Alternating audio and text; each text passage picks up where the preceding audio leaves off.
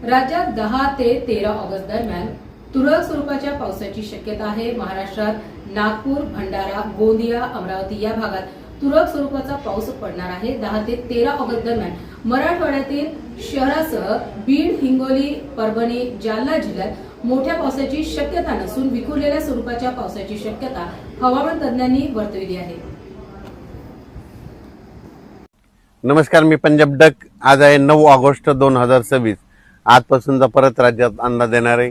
राज्यामध्ये 9 ऑगस्ट, 10, 11, 12, 13च्या दरम्यान या 4 दिवसामध्ये काही काही भागामध्ये पाऊस पडणार आहे। तुरळक ठिकाणी पावसाचा अंदाज आहे, काही काही ठिकाणी जोरात पडणार आहे, म्हणून हा अंदाज सर्व शेतकऱ्यांसाठी सांगणार आहे। तर आज 9 ऑगस्टला तुम्हाला एक सांगू इच्छितो की एक भुवनेश्वर जवळ असलेला एक कमी दाबाचा पट्टा ते छत्तीसगडकडून मध्य प्रदेशकडून इकडे गुजरातकडे जात असल्यामुळं महाराष्ट्रामध्ये काय होणार आहे, नागपूर, भंडारा, गोंदिया, चंद्रपूर, वर्धा आणि त्याच्यानंतर अमरावती ह्या परिसरामध्ये काय होणार, ह्या 2-3 दिवस तिकडं पाऊस पडणार आहे।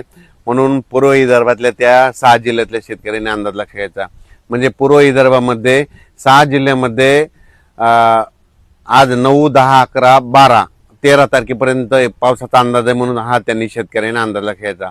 तसेच 9, 10, 11, 12, 13च्या दरम्यान महाराष्ट्रात देखील तुम्हाला सांगू इच्छितो मराठवाड्यात देखील परभणी जिल्हा, लातूर जिल्हा, बीड जिल्हा, जालना जिल्हा, संभाजीनगर, त्याच्यानंतर हिंगोली, नांदेड या जिल्ह्यामध्ये काय होणार आहे, खूप काय मोठा पाऊस पडणार नाही। दुपारपर्यंत ऊन पडेल, पण ह्या 4-5 दिवसामध्ये काय होणार आहे, तुरळक ठिकाणी विखुरलेल्या स्वरूपाचा पावसाचा अंदाज आहे। म्हणून परभणी, लातूर, बीड, धाराशिव, जालना, संभाजीनगर, हिंगोली ह्या शेतकऱ्यांनी अंदाज लक्षात घ्यायचा। त्याच्यानंतर राज्यात आपण उत्तर कोकणपट्टीकडे वळू। तर कोकणपट्टीकडे मात्र आज 9 ऑगस्ट पासून ते 14-15 ऑगस्ट पर्यंत तिकडे मात्र पाऊस सरी थोडा चालूच राहील, म्हणून हा अंदाज सर्व शेतकऱ्यांना लक्षात घ्यायचा। नाशिककडे देखील पाऊस थोडाफार चालूच राहील, सरी चालू राहील, म्हणून नाशिक जिल्ह्यातील शेतकऱ्यांना अंदाज लक्षात घ्यायचा। नंदुरबार, धुळे आणि जळगाव जिल्ह्यातल्या शेतकऱ्यांना सांगू इच्छितो की 12, 13, 14च्या दरम्यान तुमच्याकडे देखील ते कमी दाबाचा पट्टा वरतून जात असल्यामुळे गुजरातकडे जात असल्यामुळं तुमच्याकडं 12, 13 आणि 14 ऑगस्टच्या दरम्यान तिकडे तुमच्या इकडे तुरळक ठिकाणी वेगवेगळ्या भागात जोराचा पाऊस पडेल, म्हणून हा अंदाज लक्षात घ्यायचा। विहिरीला पाणी येणारा असा पाऊस सध्या तरी महाराष्ट्रात नाही, म्हणून हा अंदाज सर्व शेतकऱ्यांनी लक्षात घ्यायचा। त्याच्यानंतर इकडं अहिल्यानगरकडे देखील अहिल्यानगरच्या सर्व जिल्ह्यात सगळीकडे जोराचा पाऊस पडणार नाही, फक्त विखुरलेल्या स्वरूपाचाच पाऊस असणार आहे, म्हणून हा अहिल्यानगरच्या संपूर्ण जिल्ह्यातल्या, तालुक्यातल्या, शहरातल्या, गावातल्या लोकांनी हा अंदाज लक्षात घ्यायचा। त्याच्यानंतर पुणे, सातारा, सांगली, सोलापूर, कोल्हापूर त्या पश्चिम महाराष्ट्रात देखील काय होणार आहे, सरीत राहणार आहे। तुरळक ठिकाणी विखुरलेल्या स्वरूपात आणखीन 4 म्हणजे 9, 10, 11, 12, 13 ऑगस्ट पर्यंत पाऊस राहणार आहे। खूप काय मोठा नसणार आहे, दुपारनंतर ऊन पडणार आहे, पण काही भागात तुरळक ठिकाणी विखुरलेलाच पाऊस आहे, खूप काय मोठा नाही, म्हणून हा पश्चिम महाराष्ट्रातल्या शेतकऱ्यांनी अंदाज लक्षात घ्यायचा। कोल्हापूर, सातारा आणि इकडे कोकणपट्टी तिकडे मात्र सरी त्या चालूच राहतील। मात्र कर्नाटकला एवढा काही मोठा पाऊस पडणार नाही, म्हणून कर्नाटकच्या शेतकऱ्यांनी अंदाज लक्षात घ्यायचा। तुरळक ठिकाणीच पाऊस आहे। तेलंगणात देखील तुरळक ठिकाणीच पाऊस पडणार आहे, म्हणून अंदाज लक्षात घ्यायचा। फक्त एक कमी दाबाचा पट्टा भुवनेश्वरहून आपलं इकडे मध्य प्रदेशकडे जात असल्यामुळं विदर्भातच पाऊस पडणार आहे, ते पूर्व विदर्भात मग वर्धा, नागपूर, भंडारा, गोंदिया, चंद्रपूर, त्याच्यानंतर यवतमाळचा काही भाग आणि अमरावती, त्याच्यानंतर मोर्शी असं करत परतवाडा, इकडं जळगाव, जामोद, इकडं जळगाव, रावेर, धुळे, नंदुरबार ह्या पट्ट्यामध्ये जात असल्यामुळे ह्यामध्ये 11, 12, 13च्या दरम्यान तिकडल्या भागातच म्हणजे मध्य प्रदेशच्या बाजून महाराष्ट्र जे लगतचे जिल्हे, तालुके येतात त्या शेजारच्या तालुक्यामध्ये पाऊस पडणार आहे, म्हणून हा अंदाज लक्षात आहे। संपूर्ण महाराष्ट्रात काही सर्वदूर पाऊस पडणार नाही, विखुरलेल्या स्वरूपाचा पडणार आहे। दिवसा ऊन पडल, वारं सुटल, म्हणून हा अंदाज लक्षात येतं। आणि शेतकऱ्याचे एक मेसेज आला की यावर्षी ह्या ऑगस्टमध्ये विहिरीला पाणी येईल, तसा पाऊस पडणार आहे का?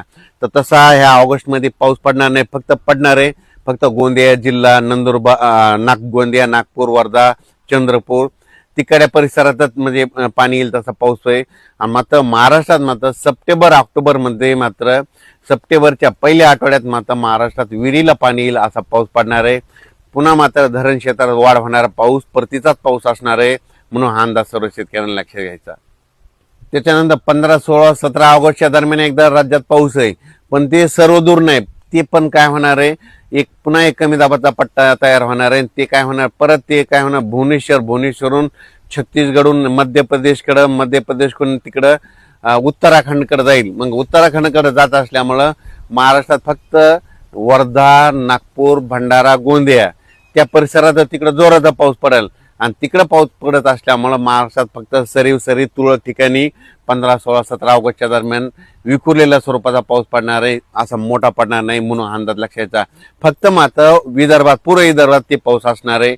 म्हणून पूर्व विदर्भातल्या शेतकऱ्यांनी अंदाज लक्षात घेऊन आपण आपल्या शेतीची कामे करायची.